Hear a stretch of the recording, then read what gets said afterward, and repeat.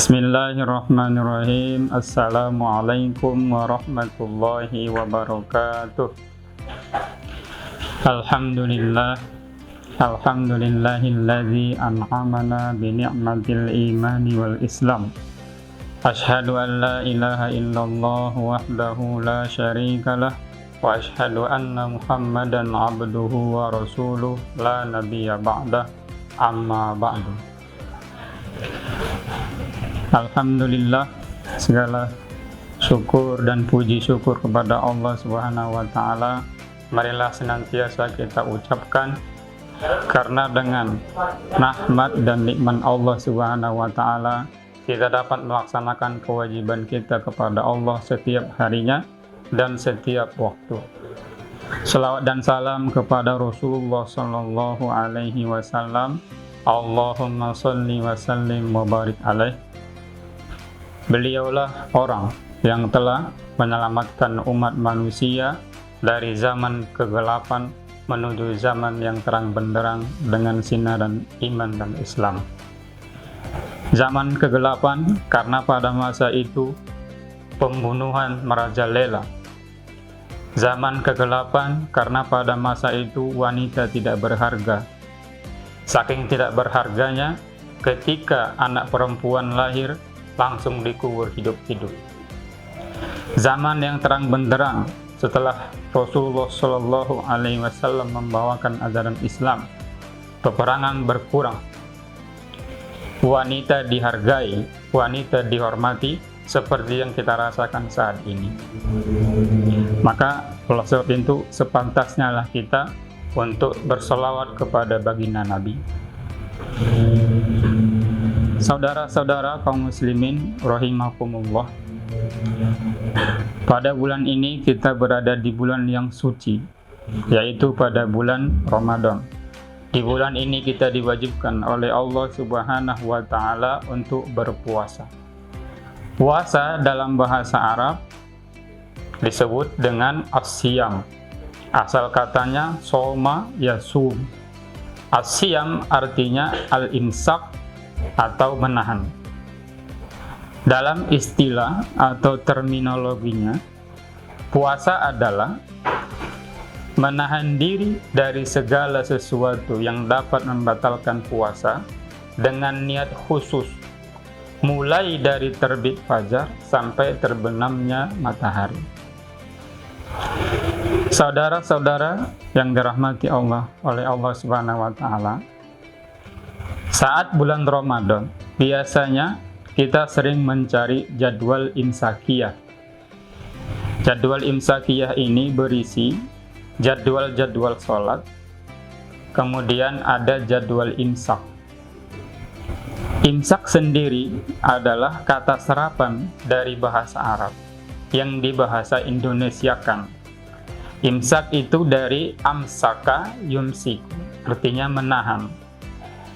Di Indonesia dipahami bahwa imsak ini adalah awal mulanya seorang muslim berpuasa. Ada yang memahami begitu? Namun pada hakikatnya imsak itu bukanlah awal atau waktu mulainya kita wajib berpuasa, melainkan ini sebagai tambih saja atau sebagai peringatan bahwasanya waktu subuh sudah dekat atau akan segera masuk waktu subuh.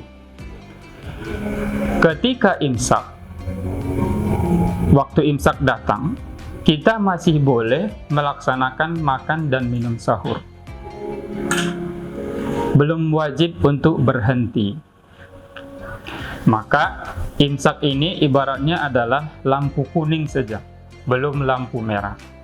Kalau ada saudara kita yang terbangun dari tidurnya di malam hari, saat dia bangun, dia sudah mendengar ada pengumuman dari masjid atau ada alarm atau ada peringatan dari temannya misalnya bahwa imsak sudah tiba, maka dia masih boleh atau masih diperbolehkan untuk melaksanakan makan dan minum.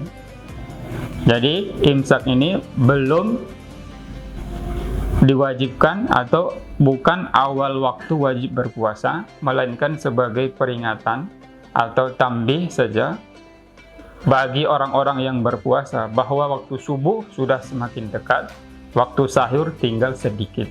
Adapun makan dan minum masih diperbolehkan. Namun alangkah baiknya jika ketika imsak sudah tiba, kita berhenti dari makan dan minum. Kita bersiap untuk melaksanakan sholat subuh, membersihkan mulut misalnya, mandi, gosok gigi, mengganti pakaian, dan lain sebagainya. Kemudian kita bisa sholat subuh dengan tenang. Saudara-saudara yang dirahmati Allah Subhanahu wa Ta'ala, kita setiap tahun, selama umur hidup kita, setiap tahun di bulan Ramadan selalu berpuasa. Karena memang ini sudah kewajiban dari Allah Subhanahu wa Ta'ala. Orang berpuasa ini, menurut Imam Ghazali, ada 3 tingkatannya. Tingkatan ini dibuat layaknya anak tangga. Tingkatan yang pertama disebut dengan siyamul umum, atau ada yang mengatakan siyamul awam.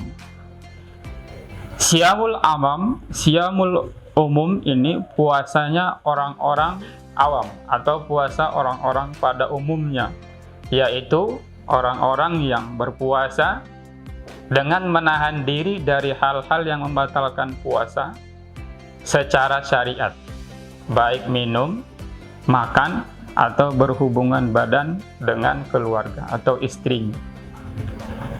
Tingkatan yang kedua adalah siyamul khusus atau puasa orang-orang khusus.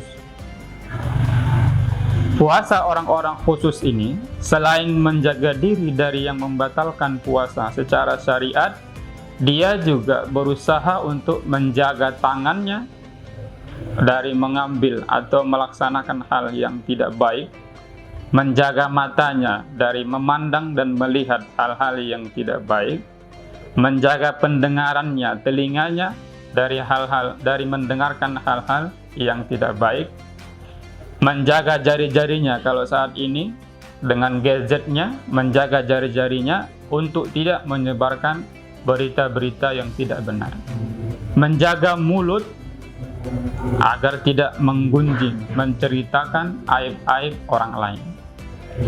Kita banyak mendengar tentang hadis atau ayat-ayat Al-Quran yang melarang untuk menggunjing atau menceritakan aib orang lain.